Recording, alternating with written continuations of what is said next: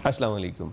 Medina Munawwara के मुतालिक ये ख़बर पिछले 4 रोज़ से मीडिया के ऊपर आ रही है, लेकिन हमने इस पे वीडियो थोड़ी सी ताख़ीर से इसलिए बनाई क्योंकि मैं ये चाहता था कि मैं जब ख़ुद मदीना पहुँच जाऊँ तो मैं फिर मदीने की बात करूँ। तो अल्हम्दुलिल्लाह रब्बिल आलमीन गुज़श्ता रात में यहाँ मदीना मुनव्वरा में पहुँचा। मेरा 2 रोज़ यहाँ क़याम है, फिर मक्का रवानगी होगी।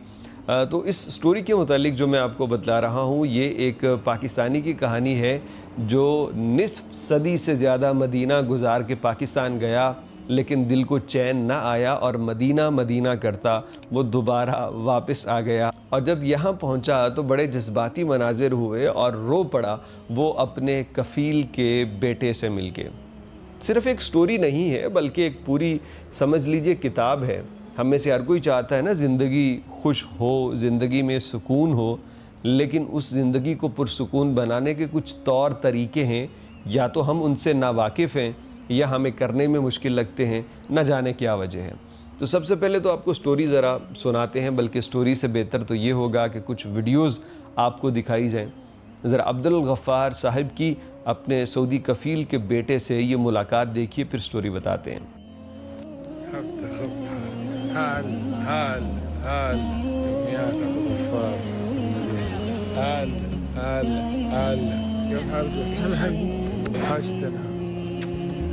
ها حالا ها حالا. الحمد لله يا ربي لوجودك. अब्दुल गफ़्फ़ार की कहानी ये है कि ये मदीना में 50 साल से ज़्यादा गुज़ार के पाकिस्तान गया और फिर वहाँ जाके इसका दिल न लगा और दोबारा ये मदीना मुनव्वरा आने के लिए बेचैन हुआ और ये पहुँच चुका है। ये पहुँच इसलिए चुका है क्योंकि फ़र्क नहीं पड़ता कि अब ये बूढ़ा हो गया है, काम नहीं कर सकता, तो अब इसे नहीं बुलाया जाएगा। वो इसलिए क्योंकि इसने जो 50 साल यहाँ पे गुजारे हैं ना, वो इस तरह से गुजारे हैं कि ये एक सऊदी के घर में सऊदी की तरह रहता है। सऊदी ख़ुद कहता है कि ये हमारे घर का हिस्सा है। अभी जो सऊदी इसका कफ़ील है वो बताता है कि मैंने जब आँख खोली तो अब्दुल गफ़्फ़ार को मैंने अपने घर देखा, क्योंकि ये हमारे घर में काम करते थे, मेरे वालिद की कफ़ालत में काम करने वाले ये अब्दुल गफ़्फ़ार। अब इनको बुला लेना, इनका माथा चूमना, उनके साथ वक्त बिताना और उनको शाहाना प्रोटोकॉल की तरह लेके चलना और उनको अपने सऊदी फ़र्द की तरह डील करना, इसके पीछे कोई आम सी वजह तो नहीं होगी।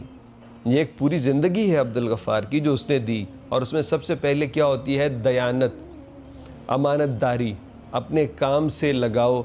ये इंसान के अंदर जब होती है ना तो अल्लाह उसे इज़्ज़त देता है। मेरे भाइयों, बहुत से लोग इसमें मैं देख रहा हूँ वो कह रहे हैं कि अब्दुल गफ़्फ़ार जो मर्ज़ी हो जाए, तुम्हें नेशनैलिटी सऊदी फिर भी नहीं देगा।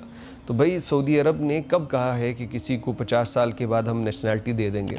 लेकिन इज़्ज़त की कोशिश तो हर किसी को करनी चाहिए कि मैं जहाँ रहूँ, जहाँ काम करूँ, मुझे इज़्ज़त मिले।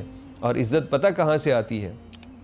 वो मेरा मालिक देता है, ये उसी के देने से आती है। और बसा औक़ात इंसानों की ज़िंदगी में कोई थोड़ा सा मरहला, थोड़ा सा टाइम हो सकता है आजमाइश का हो, कि जहाँ कोई ज़िल्लत वाला मंज़र सामने हो, जहाँ हकारत भरी नज़रें देखनी पड़ रही हों, लेकिन अगर बंदा ईमानदार है, बंदा ठीक है, तो अल्लाह मेरा इस बात पे कादिर है कि वो उसे इज़्ज़तें बख्शने वाला है, वो उसे इज़्ज़तें बख्श के रहता है। तो मेरे अज़ीज़ दोस्तों, अब्दुल गफ़्फ़ार के लिए बहुत सारी दुआएं और खुशियाँ उसके लिए। और यहाँ बैठ के मैं ये दुआ करता हूँ कि अल्लाह रब्बुल इज़्ज़त आप सबको भी जल्द आना नसीब करे मदीना मुनव्वरा में। भाई, क्या बात है मदीना की। आप जैसे जहाज़ से निकलते हो, एयरपोर्ट से बाहर निकल के ना, तो यहाँ की आबो हवा की एक लुत्फ़ ही अलग है। यहाँ की ऑक्सीजन शायद दुनिया से कोई मुख्तलिफ है। यहाँ की सड़कों पे फिरते आपको यूँ लगता है कि जैसे आप इन सड़कों पे बचपन से रहते हैं। आपको तहफ़्फ़ुज़, इत्मीनान, आपको हर तरफ से खंदा पेशानी से लोग मिलते हैं। तो इस मदीना के लिए तो अब्दुल गफ़्फ़ार का बेकरार होना बनता था। न जाने और कितने हज़ारों लाखों हैं जो इस शहर के लिए बेकरार होते हैं। अल्लाह रब्बुल इज़्ज़त आप सब की मदीना मुनव्वरा हाज़िरी के असबाब जल्द पैदा फ़रमाए, और लाखों दरूद व सलाम हमारे नबी हज़रत मोहम्मद सल्लल्लाहु अलैहि वसल्लम पर।